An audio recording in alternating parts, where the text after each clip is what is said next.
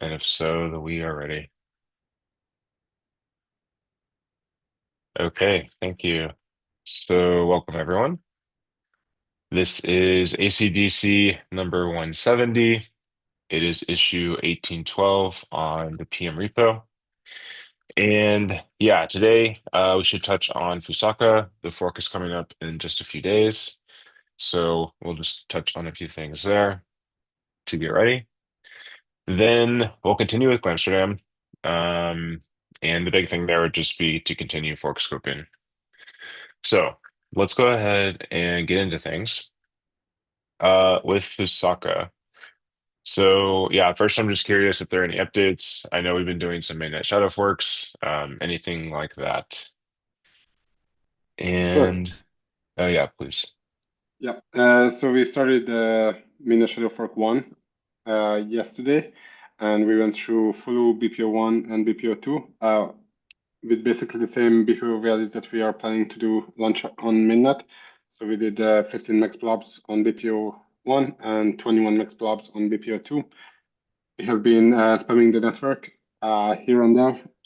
Sometimes we shut off the spammers, sometimes we relaunch it in order to get some transactions from mainnet. And we have seen very close to 100% participation throughout the past 24 hours. So all is looking good. Okay, great to hear. Yeah, Barth has a question if we're using Med Boost on mainnet shadow fork 1. We are not. Okay. Okay. Sounds- Okay. Cool. So then in that case, unless there are any other updates there, I did want to touch on this mainnet plan. Okay, I'm not sure which Chris this is, but they had a question about Nimbus supernodes. That seems relevant. Yeah, so we have been using their 25.11.0 on the mainnet shadow fork, and that release has been pretty solid. They have made a new release with the 25.12. That one had the bug, and Nimbus was gonna come out with a new release yesterday or today. Yesterday they didn't, so hopefully today we have an update from them. Okay, thanks. Oh yeah, Dustin, you have more to add? So I don't know. So I can respond to this or if this is just, but yeah, I mean, we are working on this on a release. It fixes a very specific issue that actually Barnabas and some of the other testing there had found before, and that's going through final phases of that. We are truly aiming to get something out as soon as possible on this. We're aware of the timeline. Okay, great. Yeah. Cool. Yeah, just keep us updated. I imagine we'll need to update the EF blog post as well. So yeah, I'll keep an eye out. Yeah, that's true. So this will probably be first. I don't this 25.12. By the way, maybe I'm misparsing what was said. We don't have that release. That sort of obviously would be. It doesn't. The December doesn't exist yet. But this would likely we would be aiming for a 25.11.1 would be the likely version number on this. But anyway, yeah. Okay, thanks. Yeah, again, we'll keep an eye out. Good luck. Yep. Yep. Great. Then the next thing was the Fusaka mainnet plan, and I dropped a link here in the chat. It's again here on the PM repo. And the main thing here is just coordinated incident response. So this is something we added with Pectra, again, just in case something does go wrong. It's very clear who's responsible for what and how we can kind of proceed. So some of the client teams have filled this out. Actually, I haven't checked this morning. So, okay, there's a few more PRs here. And in any case, yeah, please make a PR so we just know who is responsible for what. And yeah, I don't think there's much more to discuss here. I've sent messages to each individual client team. So yeah, just a reminder to get this ready. And yeah, then in other news, Fusaka will go live in just a few days. So um, very exciting. And beyond that, I don't think I had anything. Is there anything else people feel like we should discuss for Fusaka?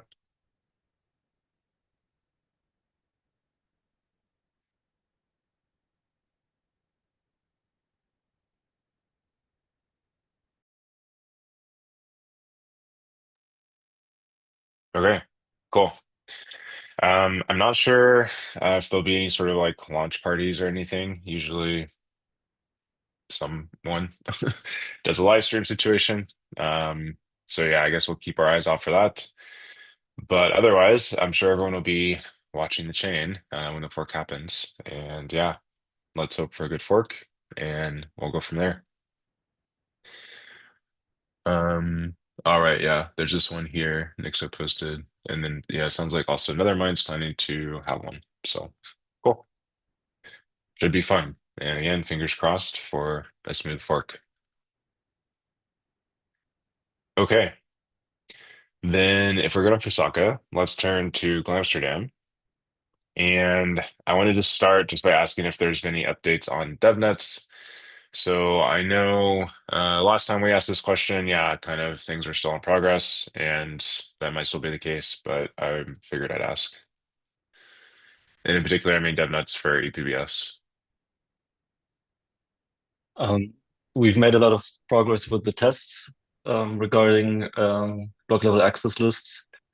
And I think 3 clients are passing pretty much all the tests now. And I think we can start with DevNet soon. I'll be testing it in Kurtosis this week. Okay, cool. Any updates on the ePBS side?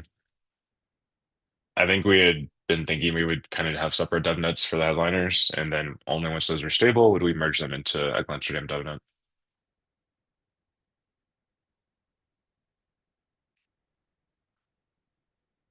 Yeah, could we maybe get some updates from the ePBS research crew or client teams on how their implementations are going?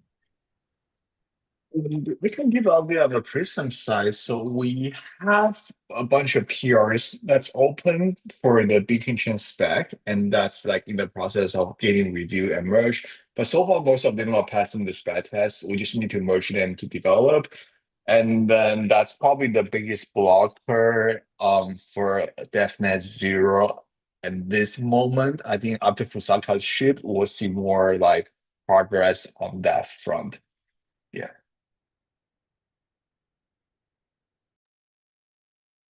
Okay. So Prism and any other clients? Has anyone else made implementation progress?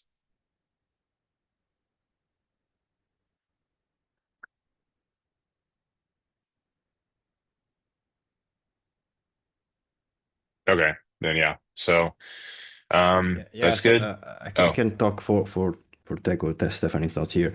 So yeah, we've been uh, working on ePBS in Teco for a while now, and we are merging things in master, which is good. Late couple of weeks we slowed down a little bit, but we are in a good shape. I think there are some database related and for choice things to do, but most of the flows are actually kind of there.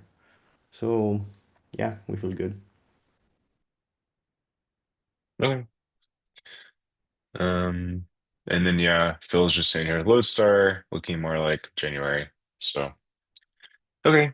Yeah, I mean, I think that's understandable. Everyone's focused on Fusaka, and otherwise, yeah, different amounts of progress with different clients.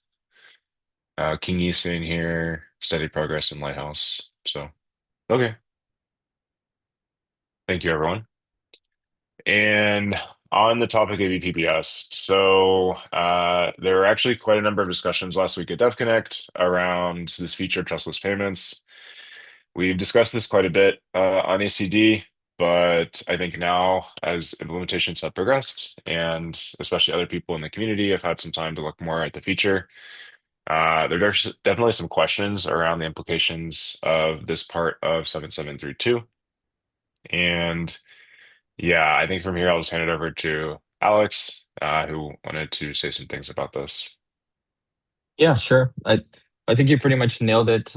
Last week during Dev Connect, I talked to more people about it. I noticed that there was like various levels of understanding, and as like I tried my best to find the latest version of 7732 and what is and isn't possible, and made sure that my view of it was accurate, and started talking to people about it. I noticed that there was definitely some, let's say, just contention still within views, actually lots of contention on all kinds of various parts. It mainly centers, I'd say, around trustless payments, but that definitely isn't the full picture yet. I did my very best to talk to lots of client teams about this to see if they even wanted to have the discussion, or saw reason in some of these, at least for me, new perspectives on why you may or may not want to ship this current version of 7732. What's been happening so far is more discussion. I wanted to flag that the next ePBS breakout call, I'm trying to push for and organizing as a focal point to have some of these discussions and bring in some of the perspectives that, at least from my experience talking to people, have not been fully hashed out yet. And that's, I think, most of it. Just that maybe if you want to be involved in that discussion and you do still see use in the different variants, like 7732 is there. Some form of it will definitely go in, it looks like. But yeah, some people want to talk about which form still and see if there is space. So yeah, you can reach me. I'll put my Telegram in the chat. Next week, December 5th, ePBS breakout call to talk about it. And I'll for sure be trying to make discussion happen already. Like there's a Telegram channel I can add you to, maybe Discord. The R&D Discord is also a natural place for some of the discussion to happen. So yeah, you know where to find me. Great, thanks. So yeah, if you want to look into this, again, next Friday during the ePBS breakout. And otherwise, yeah, there's Alex's Telegram handle, so please reach out. Thank you. Okay. And from there, and yeah, I mean, maybe just to be clear, I think the intent right now is just to discuss this design a bit more. I think we'd want to have that discussion before bringing it back to ACD and making any sort of, decisions around scope or anything of the EIP. So, yeah, should be good there. Okay. Then next up, I'd like to continue fork scoping.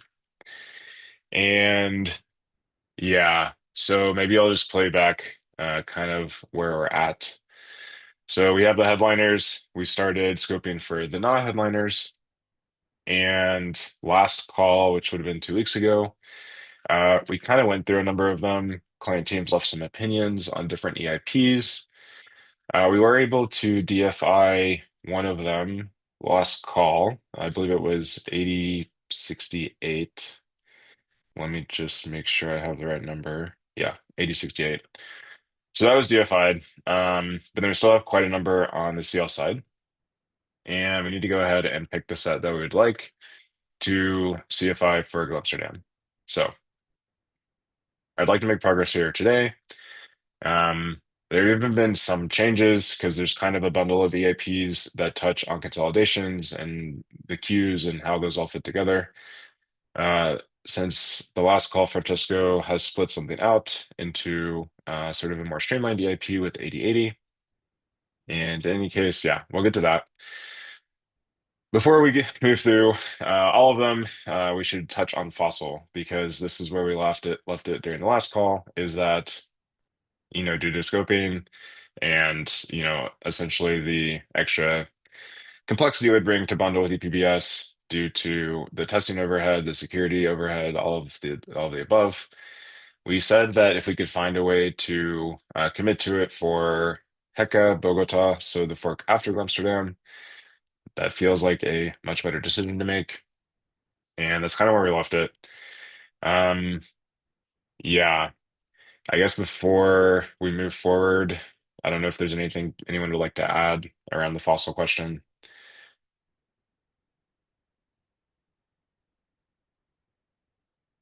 I'm not sure if there is. So, okay, then let's just move ahead. So, for this, yeah. So I talked to some people last week, and again, I think people are generally on board with this. The question is just like, how do we actually make this credible commitment? So, I think two straightforward options. We could either CFI FOCIL for Heka Bogota, made a meta EIP that is not merged yet, but it exists. So, we could just essentially make a PR to that PR. Some people might not want CFI, and so in that case, we could also do SFI. Yeah, okay. People here in the chat saying SFI. And yeah, I mean, the difference here is like SFI is like a, fairly stronger signal, which I do think mirrors the demand for this feature. Again, everyone, I mean, I don't think anyone has spoken against FOCIL as an EIP. The question is more just when. And sure, mirroring that, then I think SFI for Heka Bogota makes a lot of sense. Yeah, so I propose we do that. Does anyone have any comments to what I just said? Terrence? If you want a SFI fossil, don't you also want like other contending like EIPs, for example, like 6 second or other EIPs that want like SFI to Heka also have like a fair chance as well, meaning like opening the floor to like restart the process for Heka, something like that? Yeah, I mean, this is a very good question. So, yeah, like you mentioned, 6 second slots, there will be other EIPs we want to think about as headliners. And this is kind of the thing we need to sort out. So, we don't want to like get ahead of ourselves necessarily. And yeah, I guess given, the demand for FOSSIL, I think we could kind of carve out a special case here where we say, yeah, we move ahead with SFI. That doesn't mean we, skip the headliner process for Heka. We would still have that, I think pretty soon. And then from there, essentially the framing, at least to me, would be, hey, this is like the strongest signal that we're sending is that FOSSIL should be, in the fork. Then from there, we can think about other things that go in the fork. We touched on this last call, but say, for example, there is a lot of demand for 6 second slots in Heka. I think, I do trust that if we start now, then it's much more likely to think about doing both rather than, say a situation to Amsterdam where, as we saw, we're still very early in the DevNet process for ePBS. So again, it feels much less wise to go ahead and sort of put two more headliners into the fork. Whereas, I think, at least it feels to me, like there's more room to do this for Heka, especially if we sort of start today.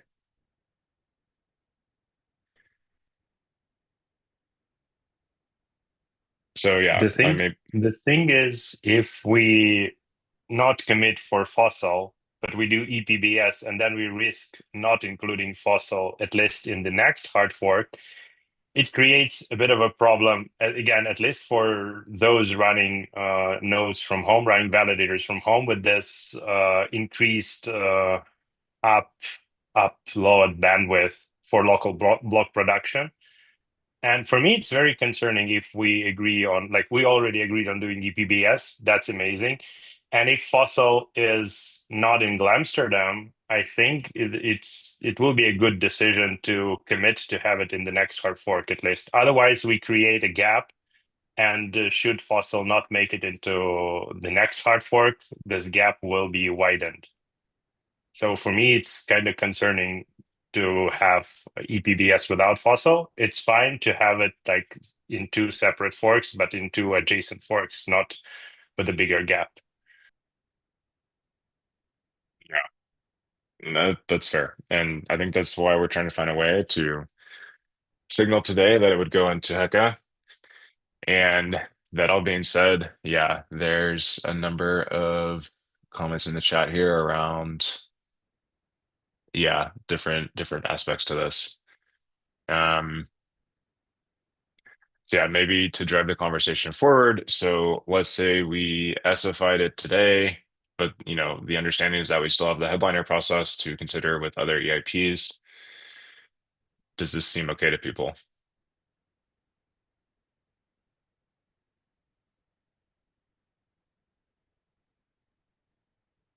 Yeah, Barnabas? Yeah, so I think we might need to rethink our total process, how we decide which EIP should make into which fork. What we need to actually do is, if you're going to be doing 2 forks a year going forward, then we need to have much better pipelining. So that means that we need to dedicate specific EIPs for N+1 fork a lot sooner.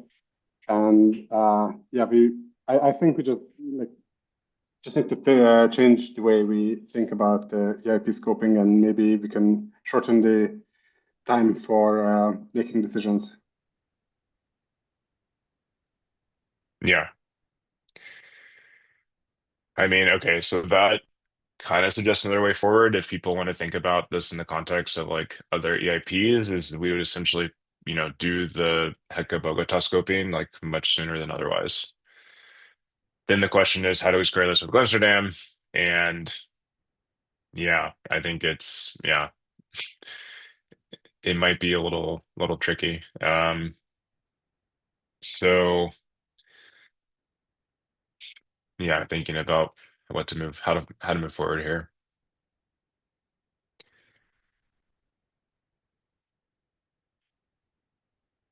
So okay, I mean, one thing we could do is just take this as a given. I don't know if we're going to reach consensus on this call today on FOSSIL, which means we probably won't finalize the Glamsterdam scope. But that would be one path forward. Is we could talk about the rest of the EIPs today for Glamsterdam. And then from there, we could start thinking about Heka scoping, because yeah, I agree with you, Barnabas, that we don't necessarily have the tools. At least, okay, we do have the tools because we could CFI, we could even SFI, but sounds like that makes some people uncomfortable. So we could start that process. Then the question is just, if we don't get to a reasonable Heka scope that people are happy with, then it would essentially roll back to the Glamsterdam scoping. So there's some risk there.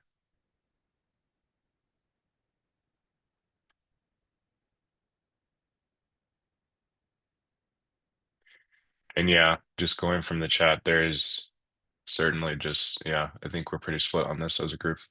Like Plant. Yeah, I just propose that we start moving forward. I think that it's too contentious to go into Glamsterdam. That's, objective at this point. And the best we can do is CFI for Heka. There's really no other commitment that we can actually make. We can SFI it, but that honestly just dilutes the meaning of SFI, because we really can't decide what is going to go into the fork this far out, and without doing the actual headlining identification process. Yeah, that does seem like a reasonable path forward to me, just given, yeah, the process we have and how things work. But that all being said, I know, given the demand for this, I'm open to finding other creative solutions. I think it was Kaspar, so I spoke, and then Ansgar. Yeah, I just want to point out that on last ACDC, the discussion was whether FOCIL should go into Glamsterdam because there's already pretty broad support from a lot of clients. Obviously, also some voices, a lot of voices against. But point being, the discussion was anchored on whether FOCIL goes into Glamsterdam. And as a compromise, we wanted to explore a credible commitment for FOCIL in Heka. And if we cannot find that, then I think the discussion needs to go back whether FOCIL should go into Amsterdam or not. I mean, we can have the conversation of FOCIL going into Glamsterdam, but it's not going to go into Glamsterdam. It's already clear. There's too much contention for it to go in. So there's not really anything else to do as far as I can tell. Yeah, so I spoke. Yeah, I mean, I agree. I think CFIing basically, the process changed quite a bit. So it's also like hard to follow, when the process changes and for what reason. But I think it's pretty clear that CFIing has become a bit meaningless. Like it's for FOCIL, for example, like for Glamsterdam, it's been basically more of a like on hold status than any sort of like credible commitment for inclusion. And we can see that very clearly. So I don't think there is like no alternative path. Like I think an alternative path is to SFI FOCIL for H star, if not for Glamsterdam. Yeah. For me, it's just like CFIing for Heka is not equal to a credible commitment. Like we are saying we want to get better at pipelining. We are saying the main reason like FOCIL is not going to be included in Glamsterdam is like for scope and complexity. I think if that's the only reason, and we ship forks on the like faster cadence anyways, why wouldn't we able to credibly commit and improve pipelining to SFIing FOCIL for Heka? I think like otherwise like you can't just like change the process whenever it fits with what you sort of like want to include. It just gets very confusing. Ansgar, and then Nixo. Yeah, I personally think that the debate is a little bit misfocused when, to me, credible commitment is already a bit of a strange term. I mean, obviously we like that in crypto, but I don't think what we want really here is to somehow make the process force us to include this in H star, because if they ever like, I think it's a super fringe outcome where we all in the end in 6 months are here and we no longer want it in H star. If that were to happen, then something clearly must have happened in between that really changed their mind. Maybe someone found a really big flaw in FOCIL, or like we have a new proposal and it's not quite ready, or what? Who knows, right? Like it would have to be a very different world for us to be in that position. And so it makes no sense to me to really try to find a process tool to basically commit us to including. I think the main level of comfort or confidence that people here were looking for is just, do we as core devs all agree? And I think the answer is clearly yes, right? Everyone here wants it in H star. I think that is what matters. I feel like we're kind of like, it's a complete sidetrack to find a process. It's also a hack of the, like, we should never pre-commit like this early on. And if we CFI it now, I think CFI makes a lot of sense. Yes, of course, it doesn't mean it's guaranteed, but it is basically guaranteed because we all very strongly want it in the fork. And so any work that's starting now in preparation of H star will already make the clear assumption that it will be based on FOCIL. And I think that's very productive.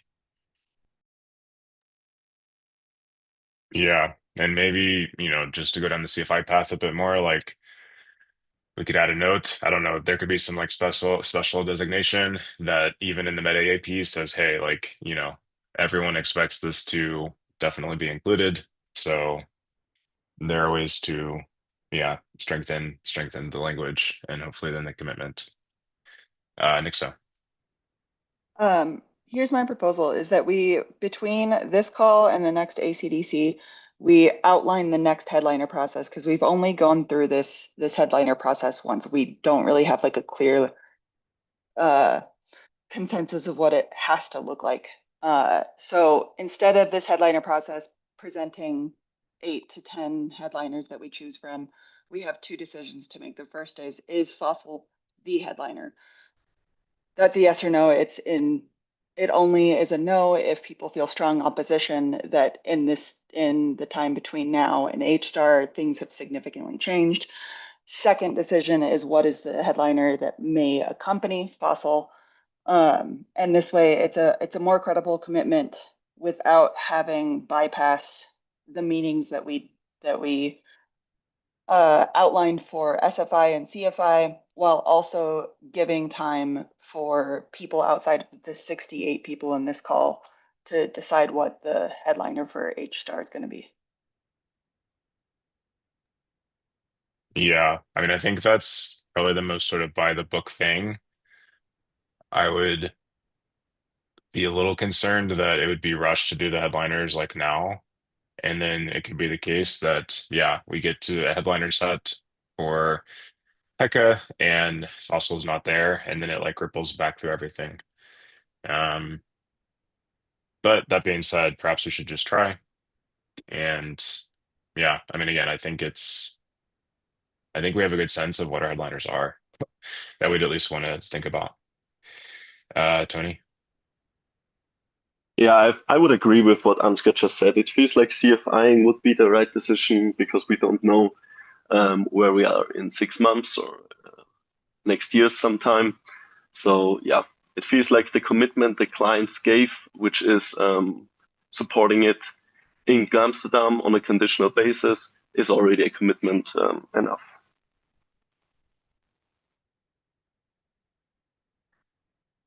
Okay.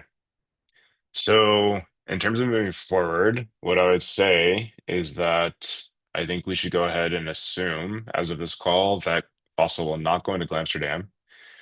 From here, I do think there's a question of, do we want to CFI, do we want to SFI, or do we even want to go ahead and just, move through the headliner process for Heka?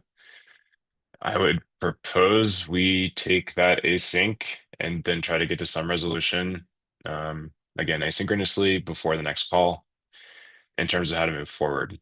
And for example, I could go ahead and make a PR to the Meta EIP in the next week. That would, yeah, do SFI or CFI, and that can be a place we can take some discussion there. Separately, yeah, I can reach out to everyone and try to get a sense of what's the best path forward. So does that seem okay? And yeah, I mean, to like clients' point here in the chat about making a decision, I think, this is essentially DFI, but conditional on finding the right configuration. So I spoke. Yeah, I mean, I do feel like at this point I don't want to like be difficult or something, but it feels like it's been maybe 6 months or like over 6 months. Then like people have supported FOCIL generally, and every time like it is a bit contentious, and every time we sort of like keep delaying making decisions about it. And I don't know if like sentiment is going to change from now and compared to like 2 weeks later, basically. So I'm like, feels like, like it's very clear what the trade-offs are. Everyone is like pretty clear on like what people want, and like from now on, like it feels like every time we have a conversation about FOCIL, it's more like, okay, yeah, maybe let's see if I put it on hold. It was like that for the headliners. Now it's exactly that for like the non-headliner EIPs, and then it's going to be exactly the same for Heka. I just feel like at some point, like it doesn't really mean anything anymore to delay processes and decisions. So Okay. Yeah, I mean, if I had to make a decision right now, I would say DFI for Glamsterdam and SFI for Heka, and then we just move forward with that. And we'll just have to accommodate that for the headliner process, say in a couple months when we get to it.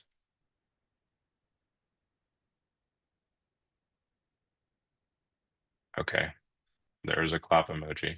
Is everyone okay with that? I think that seems to be the thing that squares most of the sides.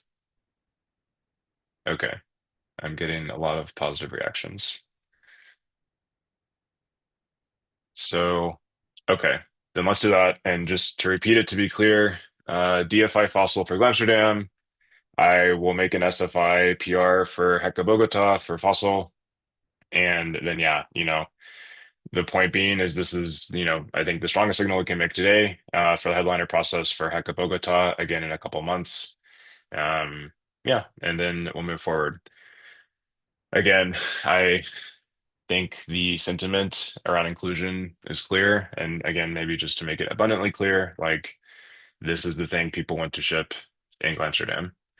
They might want to also ship other things, and then in Heka. Let me start over. To make it abundantly clear, the sentiment is to ship this in Heka, this being FOCIL. There might be other things we want to ship, and we're going to have to figure out, how to square those two down the line. But again, I think given that we're starting today, there's a really straightforward path to do that. Okay, great. From here, let's move to the rest of the EIPs. And let me just find the agenda. It floated off somewhere. So, okay. From here, yeah, there's 1, 2, 3, 4, 5, 6 other CL EIPs for Amsterdam. And yeah, I think in terms of moving forward, so there is a bundle of things here around the churn limits and consolidations and how they work with exits and all the above. There has been an update here because we said we would split out, I think it was a leaner version of 8061 into 8080. Is Francesco on the call? Because he could give us some more context on what he did there. Or if someone else is aware of, actually, Francesco might not be here today. Okay. Then we'll move I can probably forward. speak a little bit on that. Oh, sure. Yeah, that'd be helpful. Thanks. So yes, the 8080 is basically allows to use the consolidation queue for exits when the exit queue is longer than the consolidation queue.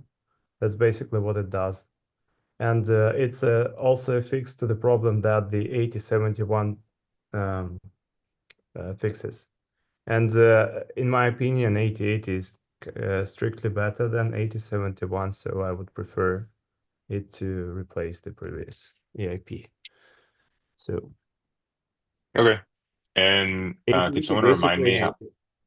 Yeah, sorry. No, go ahead. Yeah, it just basically does this thing.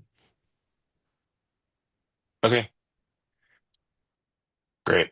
And how does 8061 relate to 8080? That part I haven't had time to dig into. It's 8061 was proposing to basically do the same to use consolidation queue for exits, but it also does other things like increasing the exit queue. The most recent version of 8061 basically keeps the activation queue the same as it is today, but increases the exit queue and also allows to use consolidation queue as the exits. So that's a bit different EIP. It changes the queue and it changes the executability period. Okay. So then in that case, I think it'd be fair to say that we have 8080 to replace 8071. And yeah, that tracks with what I remember from the last call. Yeah. I think then we would also want to think about 8061 and 8080 together. So it's not that one replaces the other. Right. So 8080 is an alternative to 8071, but not an alternative to 8061. Okay. Thank you. POTUS. Yeah, I just want to remind that there was some pushback against 8061, and that's why 8080 was proposed. And we were one of the ones pushing against 8061. 8080 seems to us as a better fix for the problem that 8071 would fix. So my personal preference, I'm not sure if Prism is behind this, but I suspect they are, would be to go with 8080 and DFI 8061 and 8071. Okay. And just to be clear, we would lose this change to the turn limits themselves, right? Right. So the problem with that, well, there were a few things. I mean, whether or not we had enough of a discussion about the with sensitivity period, and also that it touches. I mean, it's a deeper change than the simpler change, just the helper on updating the churn and compute the exit and update the churn that 8080 does. 8080 is a very simple change. Okay. Maybe, yeah. Yeah, go ahead. So essentially, it's sort of an efficient way to ensure that we use the churn. But I haven't really. Did you? Because as we were discussing things during the last call, I felt like the discussion was that that you guys would sort of maybe consider what kind of weak subjectivity you find acceptable, and maybe have some input on that for this talk or something like this. Did anyone make any further considerations on that? Because I mean, just increasing the churn in general would be positive right now, because we want to ensure that we don't have so long queues. Maybe someone has an input on that. Yeah, does anyone? I'm not sure with DevConnect people have had time. But I do agree it would be nice to consider. Greg? Yeah, so I think because the discussion goes to kind of the technical details of these alternatives, so I guess what is agreement is that we all agree that we should fix this consolidation queue issue. Like also in Lido, we had identified this and report to Francesco that this feature is unintended and it exists. But like for both those alternatives, I think there is some kind of extra discussion. So I'm okay, let's say for 8080, but we also have some extra comments on it, like not as it is now, but with after some edits. But yeah, due to DevConnect, we didn't have time to properly, review. So I'm not sure if we can now, like in this call today, make a final decision on which AP. We could keep the agreement that one of those will be here, will be there, definitely to fix this issue, and perhaps have a specialized breakout call to discuss these technical details, because I don't think that now is the time to discuss the details of them. I don't know what others think about it. So that is like agree that one of them will be definitely there. We cannot DFI all of them, that this will not happen, but have some additional discussion on it, but not now. Yeah, I mean, we might want both, just to throw it out there. Anders? No, I just want to say, yeah, so 8080, it gives us both things from that we wanted from 71 and 61. So it gives us both. So from that perspective, we might be satisfied with just 8080, but we can also consider 61. Yeah, and maybe just to play back my understanding, we'd want 8061 if we also want to change increase the turn itself. It seems like there's pretty broad agreement on 8080 as a way to fix this issue that 8071 set out to fix. POTUS. I'm sorry, I was going to say your last sentence, that we can probably DFI 8071 right now. And then, I mean, if people still want to delay this discussion, we can discuss later whether we go with 8061 or 8080, assuming that we're going to take one of the two. So these two commitments, I think we're ready to make today. Yeah, I agree with the DFI and 8070. So yeah, let's go ahead and do that. Is there appetite for both 8080 and 8061? And really the thing I want us to consider is just increasing the turn limits, which I don't think 8080 does by itself right now. But isn't so I thought I haven't checked if 8061 has changed, but I assumed that 8080 was just a subset of 8061 that is just removed. That's my understanding, yeah. But I Yeah, don't so think then it we want touches the one or turns the other one, themselves. right? Mm, I okay. thought Was that 8080 is a so? Okay, subset that of was the 8061. yeah, I see what you're saying. So the contention was actually with the turn limits, and so we took the nice things out into 8080. Okay. Right. So 8080, I think, is consensus that is the right fix for 8071, and 8061 might have extra stuff that we may or may not like. Yeah. Okay. So I would actually go ahead and say CFI for 8080 because I think we feel good on that. And I think we'll need another call to think about changing the turn limits. So then I would kind of propose we do that. I guess the one thing is if the only extra bit of 8061 is the turn limits and we decide we want that, then we do 8061 instead of 8080. But that seems, yeah, like something we need to figure that out. Yeah. Okay. So maybe in terms of process, then we'll just leave both of them alone. And yeah, the ask would be we will decide on the next call. So we need to figure out how to adjust the turn limits if we want to do that.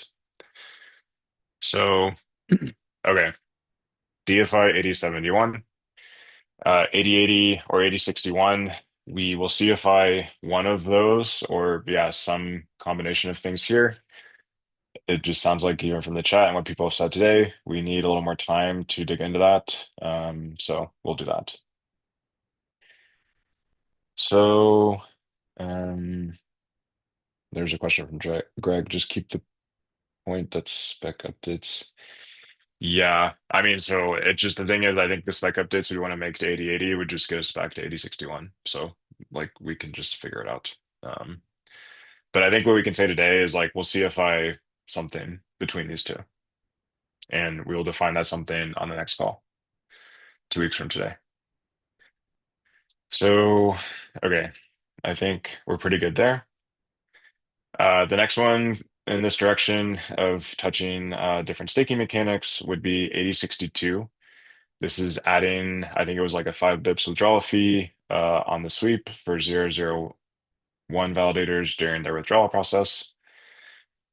This one is interesting. I think from what I recall from client opinions on the last call, there was kind of yeah, a mixed view here.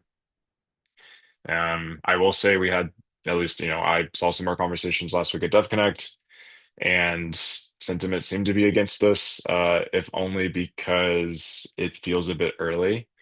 The main thing this EIP would set out to do, as far as I see, is drive more consolidations more quickly. And yeah, again, just talking to different validators and just generally people in the community last week, it sounds like the issue is not so much that it's not so much like an economic thing that's preventing consolidations, it's more the tooling. And so that seems to suggest people just need more time. So again, I could see something like 8062 at some point. Personally, it feels a bit early to do now. What do others think? Yeah, Anders?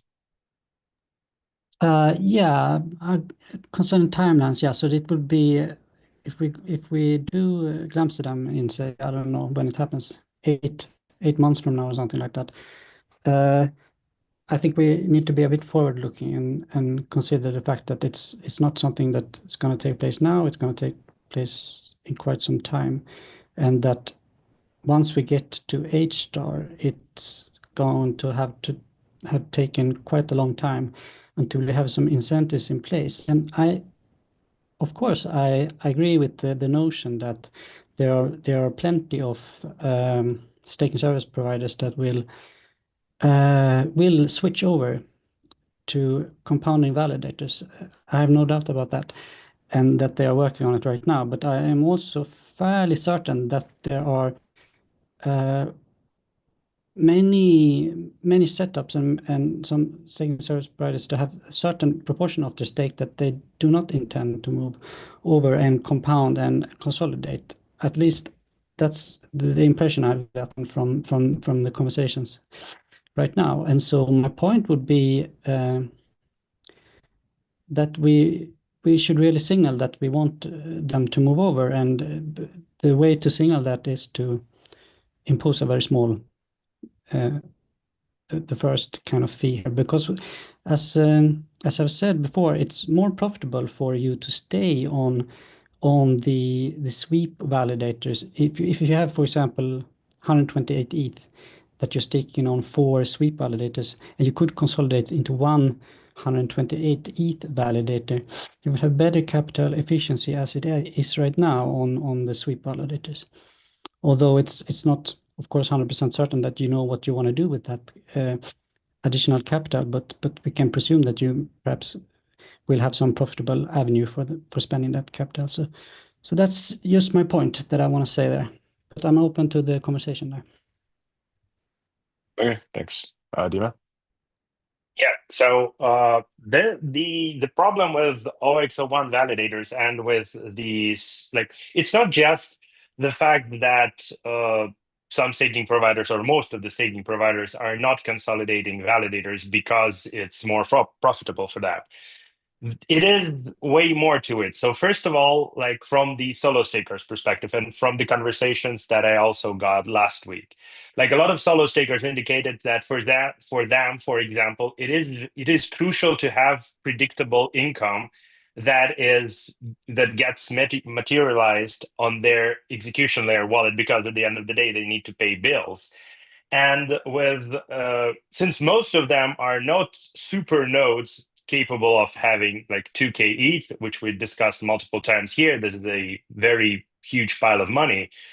The only option for them, should they consolidate to OXO2, is to use partial withdrawals, and with the current withdrawal queue, partial withdrawals share the same queue, or at least it's not that predictable. So this is the take from solo stakers. They do need sweep because they do need predictable rewards on their execution layer wallet, which is understandable. And that might be solved with, say, custom ceilings for OXO2, so that once you consolidate, you can also set the sweep threshold, which would for sure be higher than 32 ETH, but at the same time, it will fit your needs. So imagine you are a solo staker with 4 validators, you will be able to set it at, 128 ETH or so, and still do both, so benefit for the network, because at the end of the day you cannot consolidate more than you have, and you get predictable withdrawals.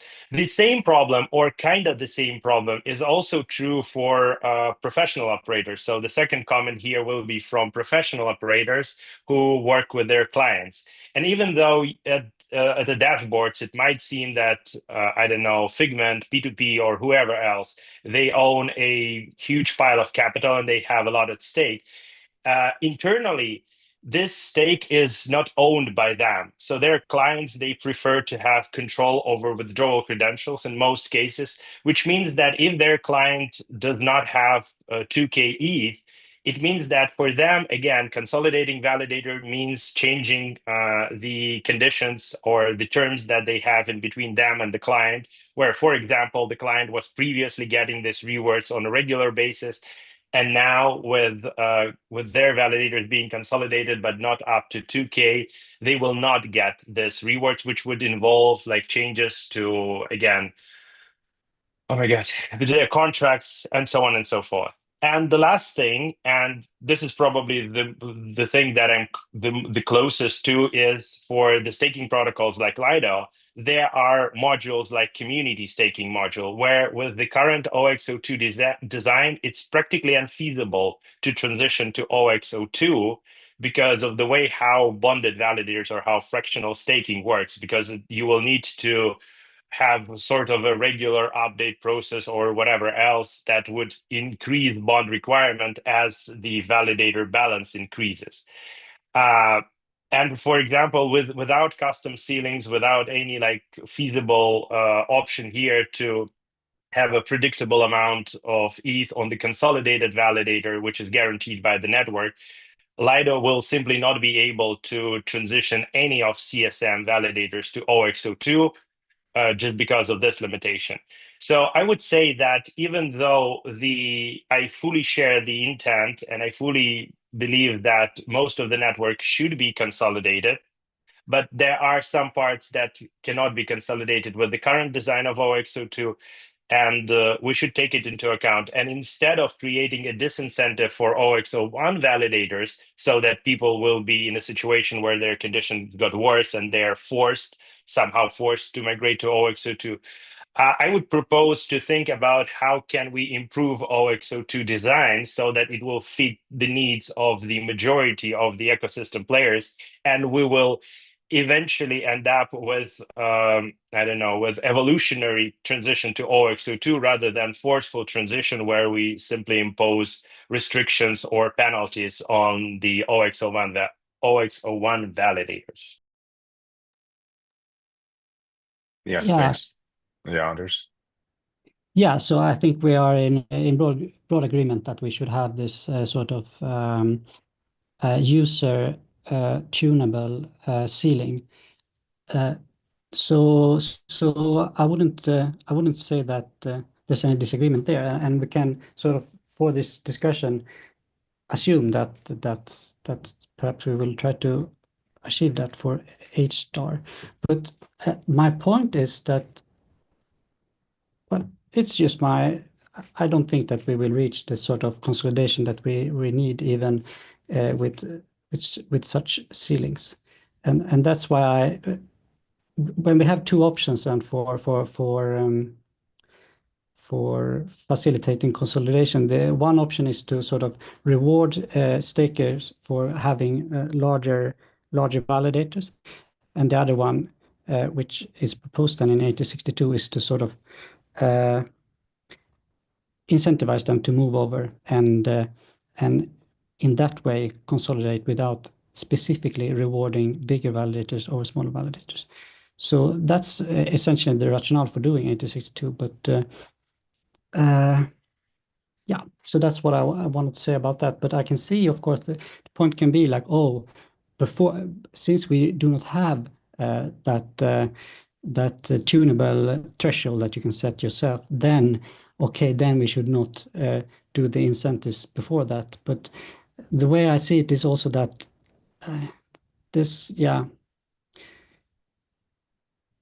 I fear that we will delay fast finality by not trying to sort of be a bit more forceful on this issue, which will be a big degradation for Ethereum. Enrico. I just want to say that I was resonating to Dima's last comment, saying that we should make new things improve instead of adding forcing people to move via penalties. It's just features that needs to be improved to make everything better on the other side. Part of that, maybe I'm not fully grasping the reason why 02 has an impact on fast finality. I don't know if we kind introduce this limit on the 02, then we fall into the same category of problem where there are a lot of sweeps and withdrawals, and we might have the same problem on 02 as well. Okay, maybe I can explain about fast finality very briefly. Oh, sorry, did I interrupt you? No. It's fair if you can elaborate on that, it will be definitely helpful. But I don't want. I would just want to double check if the Dima idea actually fits the needs, having an improved 02 while being compatible with fast finality. Yeah. No. I mean, I totally sympathize with the idea of improving the compounding validator. I just don't think that it will be enough. That's why I proposed 8062, because I do not think it will be enough, because I know that certain staking service provider, they are locked in the sweep validator, and they don't want to. And they would there's just going to be a lot of work to change, and they would prefer to do it. And so then we have options for, okay. And so the reason we want to have a consolidated validator set is because in this fast finality design that the consensus team is working on, all validators are going to cast their votes on finality in a set time frame, such that we can achieve a faster finality. Right now, we need to go to 32 slots plus 32 slots to reach finality. So that's the reason why we want to consolidate, because then we can use fewer votes. That's sort of the main reason. But this the design is sort of in flux right now. It's not certain exactly what it will look like, but the generally just fewer validators will help us achieve It faster finality. means that it requires a lower cap on the But just on a the lower lower number. Like there yeah, doesn't have to be a cap, but the smaller the set, the better for finality designs. yeah, but if 0.2 now has a kind of a limit in which it starts withdrawing, let's say, more than 256, it means that yeah, we are still in this range where we might not have enough consolidation, because 266 actually represents just 4 validators and not more. So it's not clear. That's true. But we will have to sort of, the idea is that we observe that there are only like 5,500 nodes on the network, and we want to therefore, the ideal would be to have like 5,500 validators. That's it, and we want to go as close as possible. And then those that only stake 128 ETH, yeah, of course, they will have to then stake 128 ETH and nothing more anyway. So that's perfectly fine. Okay. Let's jump back to the scoping discussion, but yeah, hopefully that was helpful. So while this was going on, I was also looking at the client opinions from last week or the last call, and it seemed like most client teams were neutral to against. And yeah, I think also given the arguments today, it's kind of in the same spot. So I would propose we DFI 8062. But all that being said, as you've seen from the discussion, yeah, there's definitely more to do here around making 0.2 better. And we can always keep 8062 or something like it for a future fork, and yeah, move forward there if we need pressure to go to 0.2. So anyone disagree with DFI of 8062 for Glamsterdam? Well, I disagree with it, but I don't. If everyone else agrees, then I don't want to. Yeah, this seems to be the rough consensus. So I think we move ahead with DFI.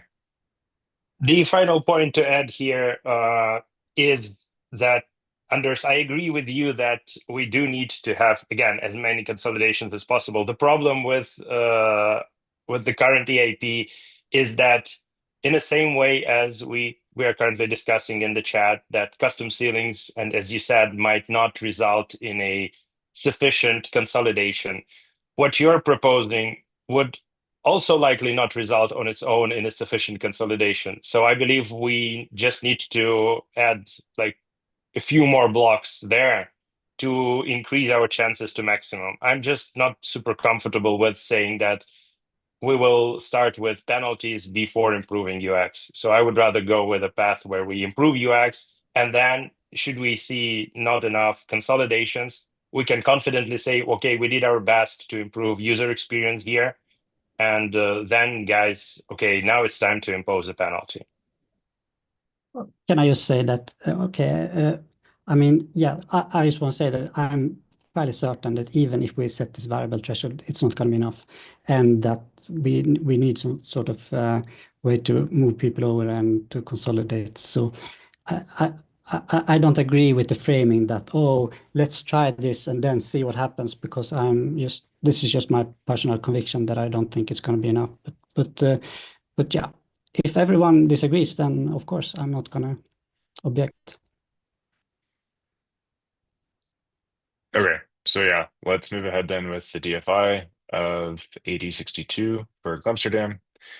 And yeah, from here, again, there's different designs to pursue. I'll just throw out here, we have a breakout room as an instrument. So, maybe that's one path forward is a breakout room for this. And then from there, we have some time to work on a different design for a future fork. Okay. So let me see the list here. We touched on all of these. Okay, so then we just have two more to get through today, it looks like. So yeah, let's do 8045 because I think it'll be pretty straightforward. 8045 is this EIP that excludes slash validators from proposing. Pretty straightforward. It's in the name. Right now, they're not excluded, and especially in situations where there are mass slashings, this leads to essentially, yeah, let's say degraded performance because there are just many fewer blocks, and that's not great. So again, going over the client opinions, it looks like there's generally sentiment to move forward with this. It is a pretty small change, and yeah, my only hesitation would just be adding many small changes. But yeah, would anyone like to speak for or against the CIP? Otis? Yes, as I mentioned last time, my grudge with this CIP is the fact that today, I mean, to know who's proposing or not, we can use many states within the epoch, not necessarily a checkpoint state. And these are the kind of things that we cache. Now, the reason is because we only care about being active or about the effective balance. Being slashed is something that happens within an epoch. And this forces us to use a state that has to be the right state to check for proposers. This is a change that I'm not completely comfortable with because of this reason, that this forces us to use a state that might not be the state that changed within an epoch. On the other hand, after Fulu, with the look ahead, it sounds that it's safe, but I haven't really vetted it yet. It does seem like proposal look ahead, yeah, would get around this because you can just always check that in the state. Yes, that's if you actually have the state for the right branch. So you need to have at least a state that has the right look ahead. But yeah, so I suspect that it does fix it, but I don't think it's trivial as to say, yeah, this is a very simple change and that's it. Yeah. It might bite us as the attestation index did. Sure. Barnabas? Yeah, so I think this would be very good to be able to recover from a unhealthy network, and this is actually this was pretty critical in Hosky. So I would like to see this change in, and with the proposal look ahead, I just don't see the probability of having a validator that gets slashed on the same epoch where it's going to be proposing. Like, that's not such a big deal. What the big deal is if we have a huge amount of validators that get slashed, that we're going to be just missing blocks all the time. So like even if you have a validator that is going to be included in the next epoch that gets slashed in the current epoch, then like, yeah, we're going to be missing one block, but the chance of having that is very, very small.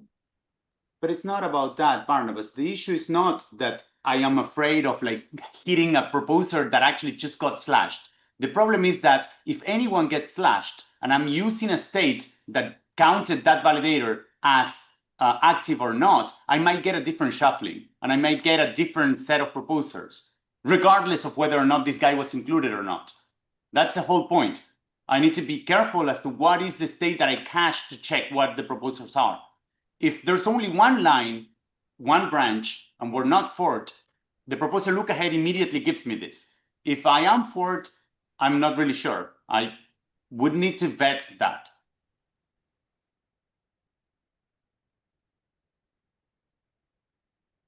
Okay. So pending this concern, which I agree we should look into, would people like, do people generally lean towards including this in Glamsterdam? Because one thing we could do is CFI it today and basically just, yeah, have this like pending to do to verify this thing. And if it turns out that there's an issue, like POTUS is saying, then we would just take it out.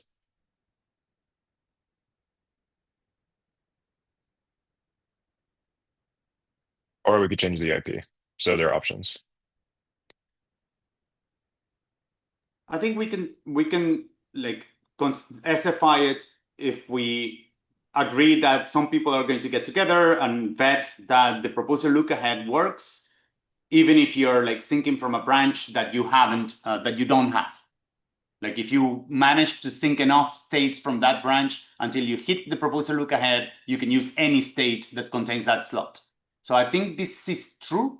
It just needs to be vetted. Yeah. So yeah, then that's what I'd say is we go ahead and put this into the CFI set. And again, this, correlates with how we usually take it, process these things. If there's a security issue, which this would be a security issue, then, obviously we would adjust or just even take it out. So I think in terms of moving forward, we go ahead and CFI and yeah, do exactly what POTUS said. Some people will look into this more deeply. And yeah, I will at least do what coordination I can to make sure that someone's actually on it and that we don't drop this. So, okay. Are we good there?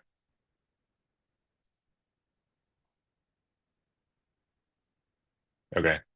I'm curious what other client teams think because everyone else has been pretty quiet on the issue. All I'd really see then is just the opinions from last call. But again, they were pretty positive. So, okay, we got a lot of plus ones. Okay, so yeah, then CFI, let me get the number right, 8045. Okay, then we just have one more here, and yeah, then we will have made actually a lot of progress today, which is great.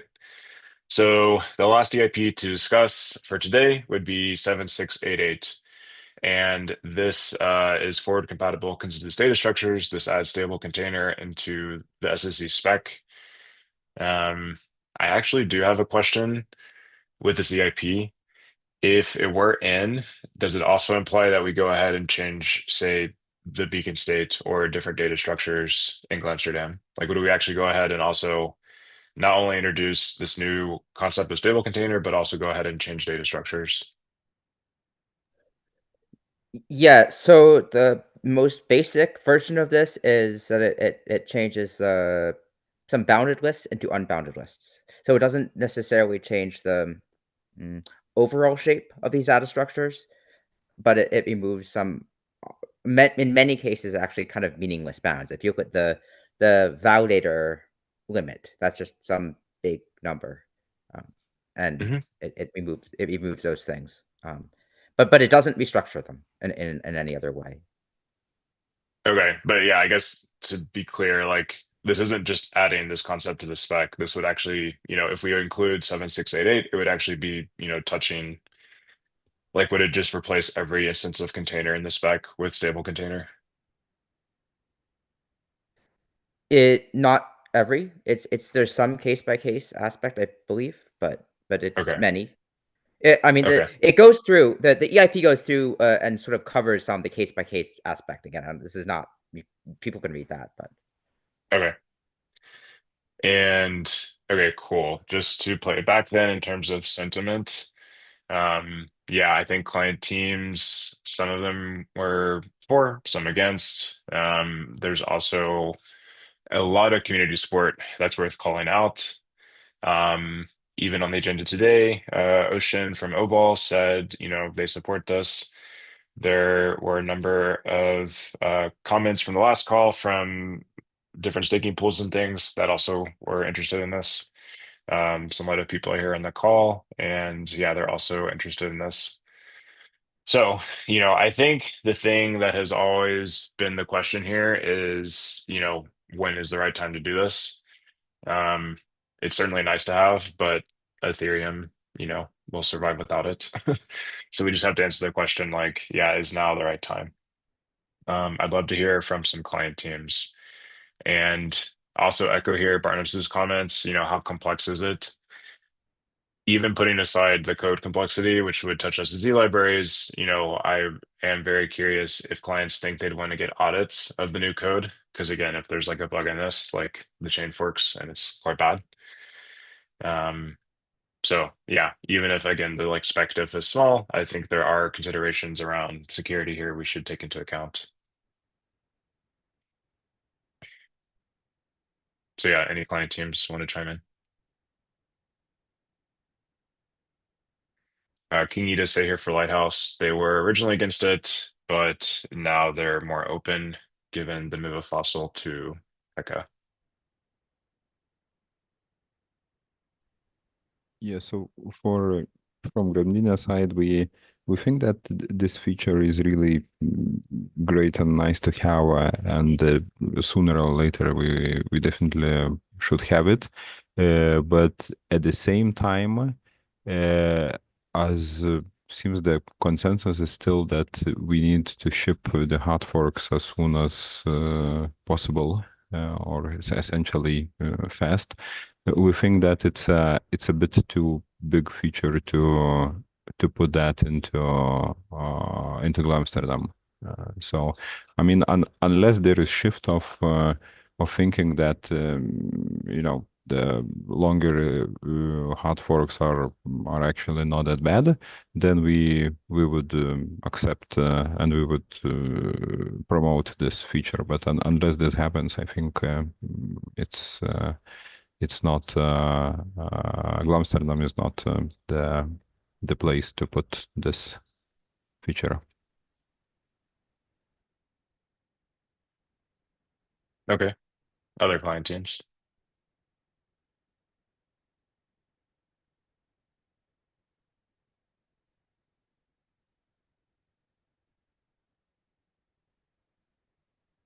Enrico here. Teku in the chat says we're okay with 7688. I don't know. Yeah. People are generally saying it's low effort, but again, I think the question that I would have is hear what Perry said. How large is this feature going to be? And just put in the context of everything else. Yeah, I'm not sure myself. Like what I don't want is to get to a world where this is something like the attestation change in Vectra, like POTUS mentioned earlier, where again, it might look simple, but as we get into it, it's way more effort than we think. And again, it's like, I do think, yeah, there's performance implications, as Terrence mentioned in the chat, and then definitely security here.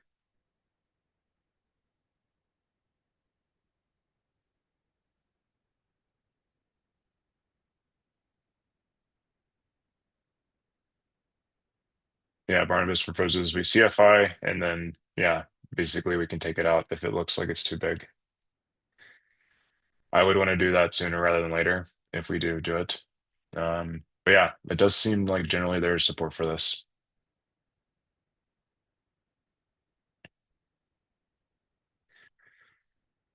And one thing that would be nice is I think Itan is the champion and he's not here, which is unfortunate. So if we CFI, that gives, yeah, I guess more time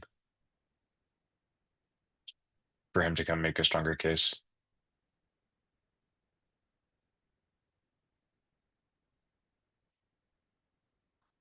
Okay, I guess the other thing is we'll still need one more call to finalize the churn EIPs. So we could just pause on this for now, and I will reach out to Itan and try to make sure he's at the next call. Then we can decide there. But I can say, yeah, people lean towards including this now. But this might also give people some more time to look into the full complexity.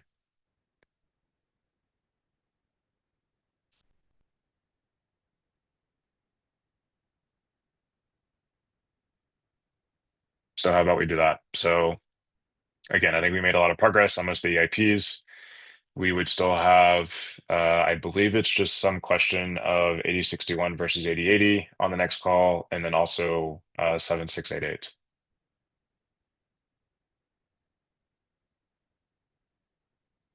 And we would be making final decisions on those EIPs on the next call. So.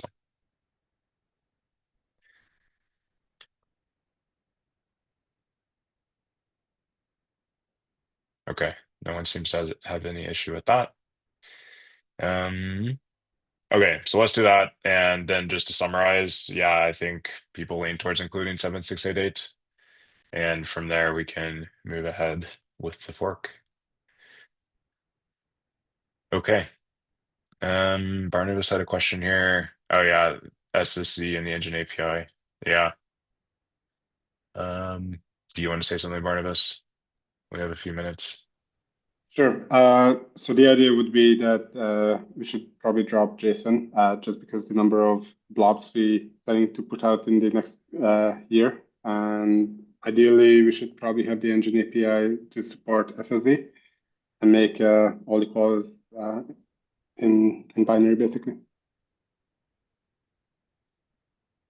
Okay. Yeah. I agree that's something we should do at some point.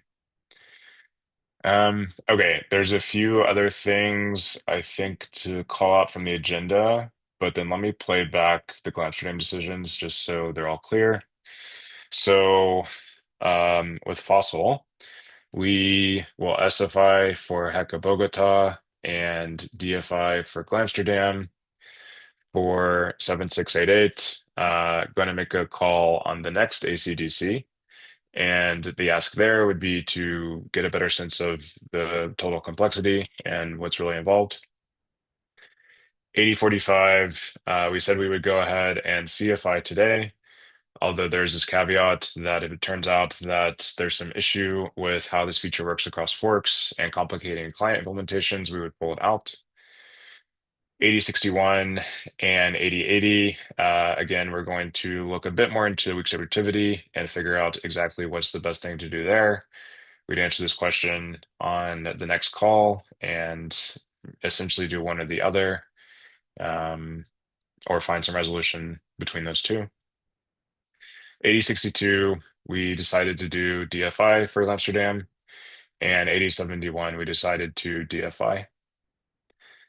So I believe what I said was correct. Yeah, like client. I didn't really get the decision to SFI FOCIL for Heka. Like we were kind of discussing different things, and it didn't seem there was a decision to do the SFI. It seems like that wasn't what was agreed upon. I think it was. We said DFI I mean, for did you poll all the Amsterdam. client teams?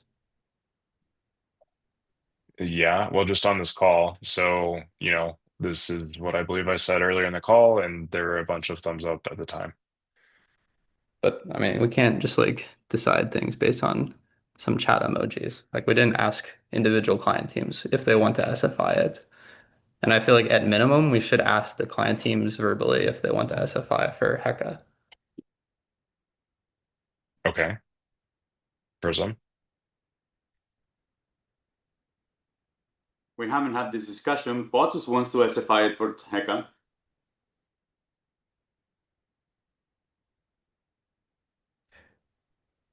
We were for it in Glamsterdam, so we are for Heka. Sorry, what was that? I just missed it.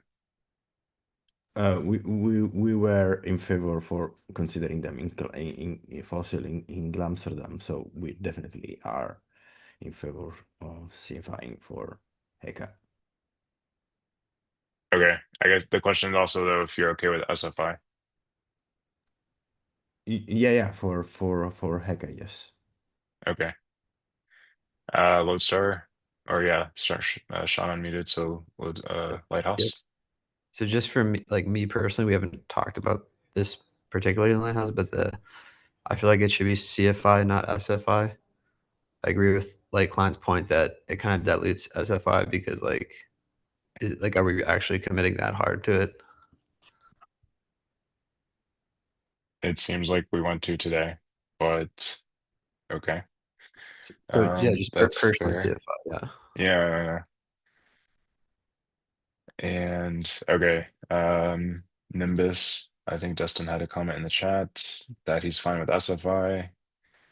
Lodestar says they're okay with SFI. Nimbus said they're fine CFIing, but not But SFI. either is fine. No. Okay, Either is okay. fine. Okay, I see I now. responded. Yeah. Yep. Yeah.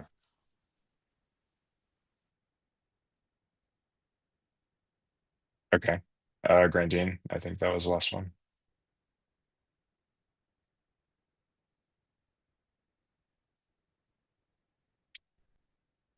Solius, are you okay with SFI of FOCIL and Heka?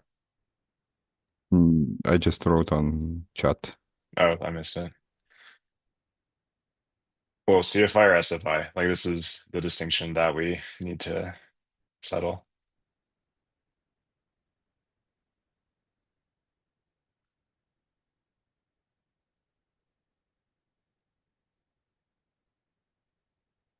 Yeah, POTUS. Trent just said the right thing. It seems that we're taking input from individuals instead of like teams. And to be frank, when Matt raised this point, my understanding from the call also was that this was kind of contentious, that there wasn't a decision. And even it's kind of strange to make such a decision within this group that the whole EL teams are not, and particularly the teams that are like that we're pushing for other headliners are not here. Mm-hmm.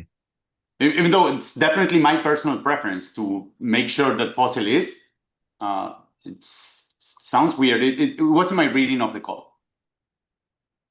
Okay. Yeah, I thought we all had agreement on this earlier. But especially if we want EL input, this is something we could take to next week's call. I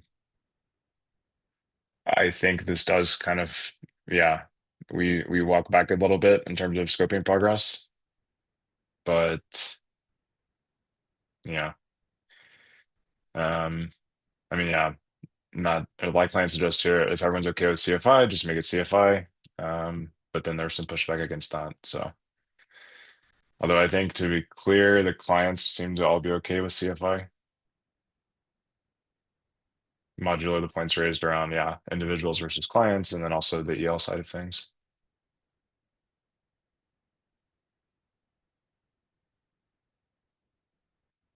Did you have a hand on, sir? Okay, I guess not. I mean, yeah, I just wanted to propose, but doesn't matter so much. But like, we could next week on ACDE get a signal and then maybe make the SFI decision in 2 weeks, because I feel like in a way it's more appropriate to make the final decision on the ACDC side. But that way, basically, everyone, also maybe anyone from the ACD from the CL side that's not on the call today, has 2 more weeks. We can think it over, the implications of kind of an early SFI decision, get the EL takes, and then make a decision in 2 weeks. I personally think that would be most appropriate, but yeah. Okay, that works for me then. So, okay, then FOCIL, I think we're on the same page now that yeah, we need a little further consideration. We'll take this to next week's ACD and see what the sentiment is there. And then we'll revisit this 2 weeks from today and make a final call there, along with the other EIPs that I called out. Okay. Let's see, we have like 1 minute. There are a few more things to call out, I think. There was a ask for everyone to start thinking about a name for iStar. And otherwise, I think we've covered everything.